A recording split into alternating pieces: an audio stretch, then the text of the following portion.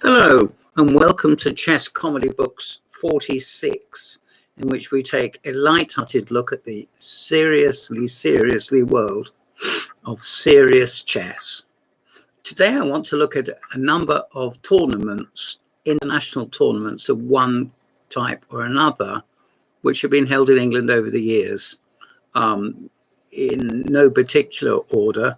I've grabbed out some from my bookcase, leaving behind, I suppose, one or two others, but basically it'll give you a flavour. England has never been a country for the best of the best, in respect that there would have been stronger tournaments in the US where they've more money, or in the USSR when they've more grandmasters, or their culture is more used to cramming a lot of people in to watch, wall-to-wall grandmasters on the stage. But for all of that, we have had some very nice gatherings, some of which I've been at, and even those I've missed. I'm interested to study, and a lot of the names of the sponsors are come down to us through the ages, such as Phillips and Drew, or Zetta's Pools, or Lloyds Bank Masters. Particular affection I have. So basically, this is a little tribute to not just the players, but the organisers, not just the organisers, but the sponsors, not just the sponsors, but the spectators who have enjoyed these very much. And I'm sure will be pleased to be reminded. The first of these is, of course, you'd guessed already, Hereford, 1885. Now, I don't know whether you can see that. I think you can't, so I'll read it to you. This was a tournament held in the year of the Counties Chess Association staged a chess tourney open to all the world at the Green Dragon Hotel, Broad Street, Hereford. And the first prize was £60. So how about that? And it says in brackets equal to 1,500 today, and was won by the British player J.H. Blackburn. Blackburn was one of the strongest British players up to that point in history. And even though he learnt chess comparatively late in life, he was nevertheless a massively strong player. He scored in this tournament 8 points out of 10. He only lost one, and he conceded 2 draws. He lost to Shallop. And this is the centenary booklet issued in 1985. And I went along to a tournament in Hereford and bought it. It's a bit of history. And my glasses are about to fall off my head. It gives a bit of history, and it gives some of the games. It's a French defense in its old style notation and diagrams with a sort of peel and stick variation. You cut them out, and actually I've got some here. Maybe I'll look. They're rather good still. I still like them, and they still stick. I mean, what else do you want? And you get little boards which you can photocopy and stick in, and then put the pieces on. It seems a bit fiddly, but the end product is quite pleasing, and it does give a pretty sharp indication. I mean, there's 6 pages. There's 6 diagrams on 1 page, so that's not messing about. And there is the game with notes by Freeborough, I think. Yes. You may remember that well-known double act, Freeborough and Rankin. You probably saw them at Eastbourne Hippodrome, coming on with. No, I'm just messing around. But Freeborough and Rankin were a theoretical double act. They wrote a book that was a bit like a forerunner of MCO. So here is another game: Gunsberg versus Rankin. So there's Freeborough, here's Rankin. And it was a sort of a king's gambit, slightly delayed. He played knight c3 first, 2 knight c3. The bloke played bishop c5, and then he pushed f4 at move 3. And he won as well, so that's nice. Dunsberg won. And here's Pollock. There is a Pollock's line, isn't there? Isn't there 2 knights? I'm not sure. You can look that up and tell me. There we are. The diagrams are by Artifacts. And here is a game by C.D. Locock. I had it suggested to me that I wrote an article about C.D. Locock. And it so happens Charles Daughtry Locock was written about already by me. He was a trainer to the very young Elaine Saunders, who grew up to be Mrs. Pritchard. And he wrote a book called Logic in Chess, which very foolishly I saw but didn't buy.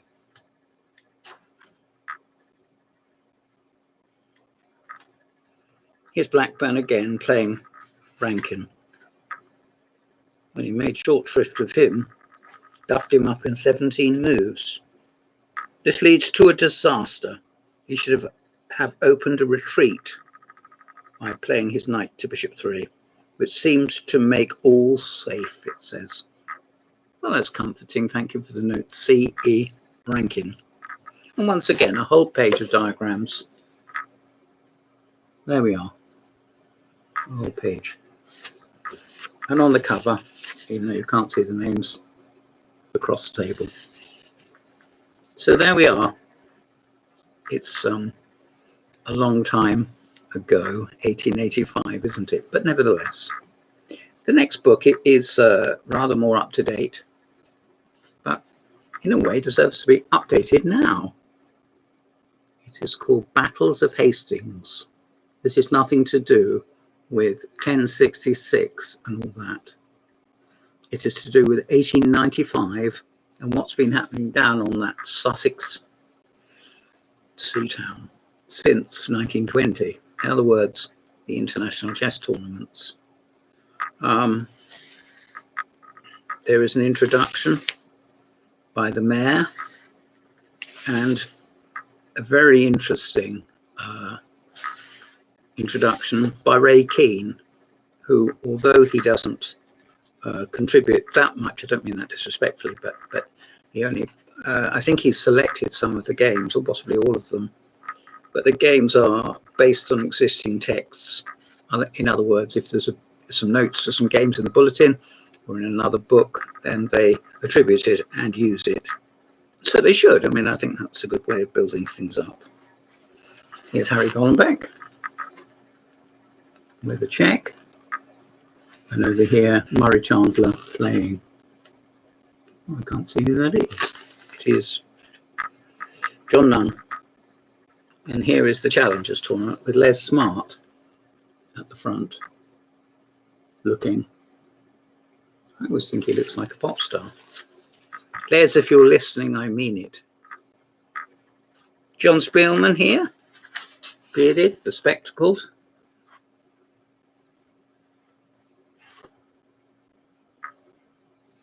The 2 Russians, Belyavsky and Vahanyan. And when they came to Hastings, boy, did they cause a stir. A very young Karpov, and not quite so young, Korchnoi. Korchnoi here, and Karpov down here. Karpov was to go on to become world champion. And Korchnoi was going to go on to become hunted and hated. There is, players always interested me, Heikki Westerinen. He's from Finland. And here watching a deeply talented player, Wolfgang Ullmann from East Germany. And here, the English international master, William Hartston. Particularly a hero of mine. He now writes, he's now a journalist, pure.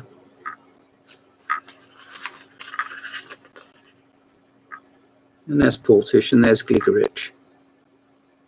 There we are. Bill now calls himself Beachcomber. There was an earlier Beachcomber. Here's Timon, in need of a haircut. And I can assure you a lot of English tournaments are in need of Mr. J.H. Timon. And there, spectacles, an old wooden set in hand, Vasily Smyslov.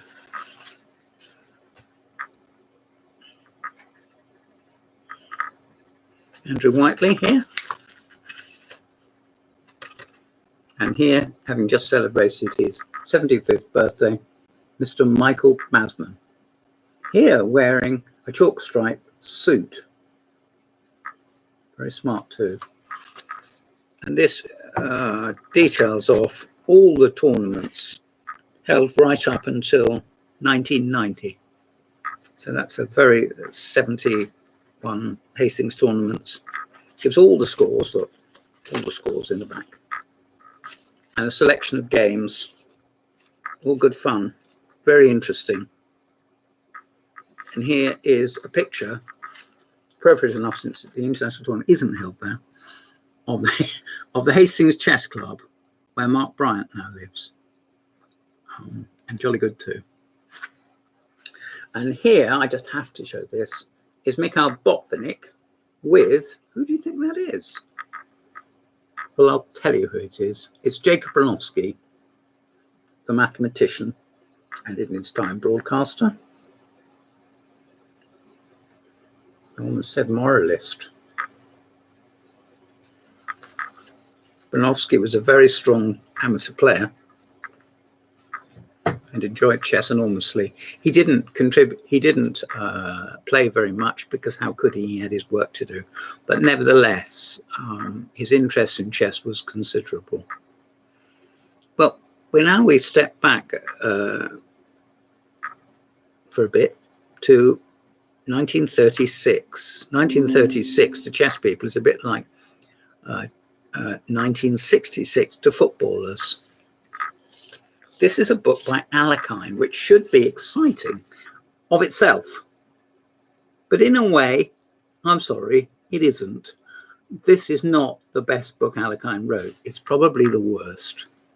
Nottingham 1936 was an extremely strong tournament. Several world champions, past, present and future, competed, and the British players ran along at the end of the cross table, almost hoping that they wouldn't be pot-shotted from on high. The competitors were amongst the strongest players available. Hugh Alexander, Willie Winter, Sir George Thomas, and Theodore Tyler. And in the end, Botvinnik and Capablanca tied for first place on 10 points. And Tyler scored 4.5. He did actually win 2 games. He beat Tartakova, who could sometimes be brought to his knees, if only because he'd played so many weirdo openings, some of which backfired. And he beat Salo Flor, an extremely solid player. But if you consider Botvinnik, Capablanca, Erva, Fine, Reshevsky, I mean, Alekhine only came about 6th. And Salo Flor and Edward Lasker, one of the greatest players of all time. Vidmar, Bogliabov, who was to challenge for the World Championship twice, was halfway down the blasted table. And Tartakova was practically bringing up the rear. Well, if I show you the cross table, you'll enjoy telling me you can't. There it is. And you will see that the strong players did tend to draw with each other, and see how many of the lesser trailers they could pot shot. It was a tournament which did attract immense interest. And here we have Alekhine annotating them all. I'll show you. The moves are in the central columns in English descriptive notation. And the notes are by Alexander Alekhine, who was one of the strongest players of all time and world champion from 1927. when he beat Capablanca right round to his death in 1946, with a small gap when he was 3 sheets in the wind and lost to Max Erver of Holland. And Erver sportingly gave him a return match. And made no mistake in getting back into fighting form. Here's one of Tartakova's. I'll put this in the benefit of my friend Marcus Connolly, who may be watching. There's a bird's opening which Tartakova played. The International Chess Tournament held in 1936 at Nottingham, England, was one of the most memorable chess tournaments in chess history. Yes, it was. There.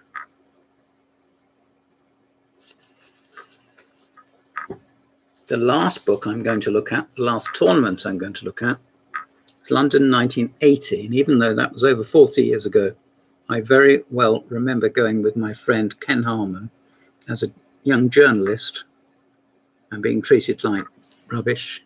No, being treated very well and getting in free, because the tickets even then were probably a few pounds. And this was the start of the international career of a certain Nigel David Short. Nigel Short was invited and thrown to the dogs. The fonts in this book, which was published by Robert Maxwell's company, Pergamon, are a bit crude. I mean, they are basically what you would get in the bulletin, aren't they? But that's okay. If you're interested, I'm sure you are. The tournament was won by Tony Miles, I think. Yes, there was a 3-way tie. Tony Miles, Ulf Anderson, Victor Korchnoi. Korchnoi, who had defected in 1976. Ulf Anderson, Scandinavian player, like Larsen, but unlike Larsen, he stayed in the north of Europe. Today he's not a very well man, I don't think. Tony Miles passed away prematurely. And then fourth equals Sazonko, a Russian, I think he was from Leningrad, was he? And John Spielman. And then below that, the Romanian Florin Gheorghiu, Lebojevic from Yugoslavia, Timon again from Holland, Sachs from Hungary, Walter Sean Brown from the US of A, also from Australia originally, Bent Larsen, the Dane, Michael Steen from Richmond, whose mother was a receptionist in a dental practice, John Nunn, and last, but very, very definitely not least, Short. And here, for the benefit of those people with good eyesight, is the cross table. Look at that. Unlike Nottingham 1936, English players were able to compete on a bit more of a level playing field. All the games are here with notes by various people, but mostly Bill Hartston. I'm sure he, if he had anybody else at his elbow, he would have asked them. I mean, as a journalist, that's what you do. Basically, there's a press room and there's players, and an analysis room and players coming in and out. Bill would have done the commentary anyway, so he would have had a room where he went over the games and the audience would shout things out, like "Get off, you're rubbish," like, as Eric Morecambe says.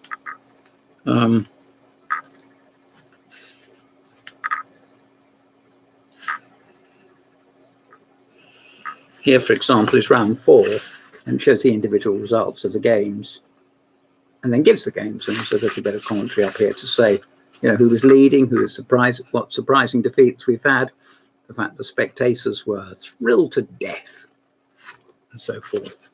I've also got this, which is a bit of publicity, which was sent out at the time, a flyer, which lists the players and also shows some coffee stains and in racing order. This was the time when Korchnoi was being blackballed, which didn't go on that long. In 1982 and in 84, we also had Phillips and Drews, and the Russians did come. So there we are. But that was lovely to go to that. What a happy memory. It was at County Hall, the GLC headquarters, in fantastic playing conditions with lots of top names there. What a treat. A big thank you to Stuart Reuben and all his entourage of helpers, board boys, stewards, security people, translators, everything which was needed. And my goodness, it was a fantastic tournament. Ulf Anderson, Victor Korchnoi, and Tony Miles trying for first place. Well, there we are. Hope you've enjoyed that little breeze through English chess tournaments. Obviously, there are a lot more which I haven't mentioned, but for the moment, having regard for looking at the books, as opposed to simply the cross tables or the bulletins, some of which I've dealt with before, I hope you've enjoyed it. I've been James Pratt. Goodbye.